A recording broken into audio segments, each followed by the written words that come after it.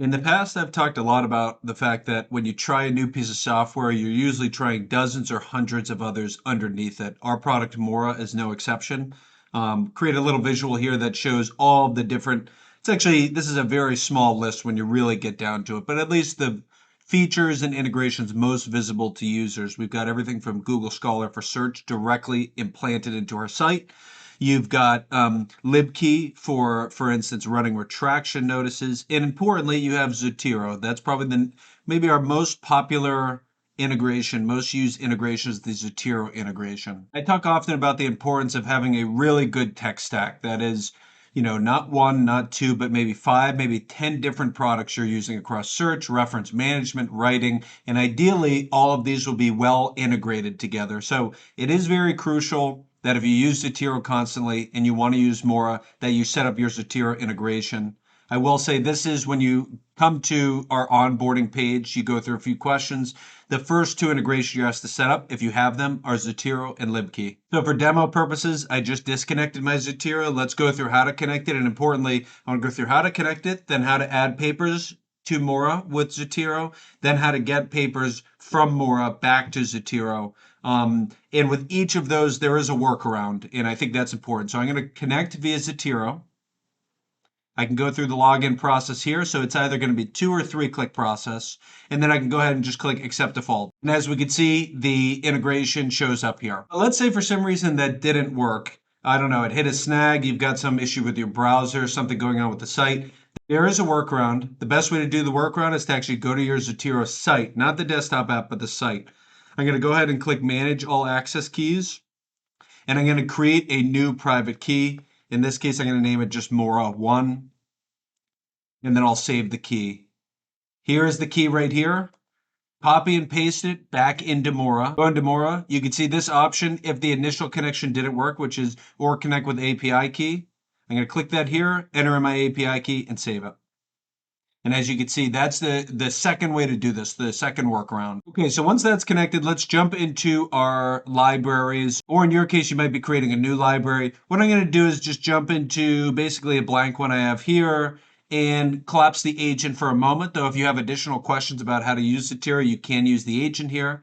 I'll collapse that for the moment. I'm going to click import. And then within import, I can actually see my Zotero library show up here. You can search if you have a large library. You can check off PDFs, reference files, etc., and then you can import those easily. And of course, regardless of what data you have available in your Zotero, in Mora, you should be able to capture pretty much everything either from Zotero or in many cases, even if you don't have, so we do have abstract here, we just got to rerun the summary. In many cases, even if you don't have the, say, abstract and Zotero citation count, we'll have our enrichments going through and capturing all of that information. Okay, so that's the most straightforward way to handle this. Now let me cover another one quickly, which is I can go ahead and just go into any given library within my Zotero. Of course, what I can do is actually export these. So I'm going to export my library. I'll export RAS. Click OK. And then, of course, what I can do is just once I've saved that as RAS, click import, go to the file, and then import the RAS file. And same exact thing, regardless of what data is on the Zotero side, we should be able to use our enrichments to actually start to populate those paper metadata fields. And as we can see, it takes about 30 seconds in this case, but these are almost done filling in here. And then one other thing I want to show, which I went to a different library so you can see a more complete library with notes and tags and whatnot, but question often we get is how to get papers back from Mora to Zotero. Maybe you've added some papers as you brought them in from Zotero. Maybe you created some notes and you want those notes to show up in Zotero. Pretty simple. There is no current integration that allows us to send data from Mora to Zotero, but what you can do, obviously, is just export as RAS.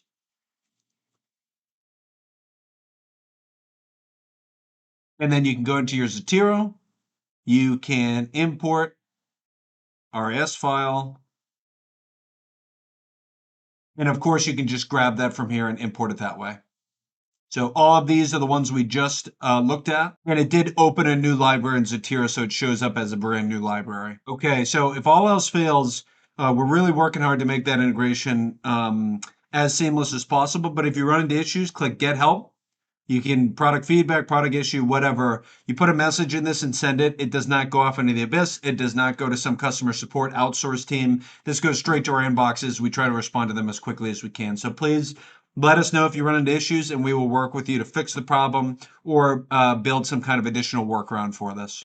Really appreciate the time. Hope everyone's having a great week, and please subscribe. If you find this interesting, try Moara, Moara.io, mother of all research assistants. Let me know if you have any additional questions. Thanks.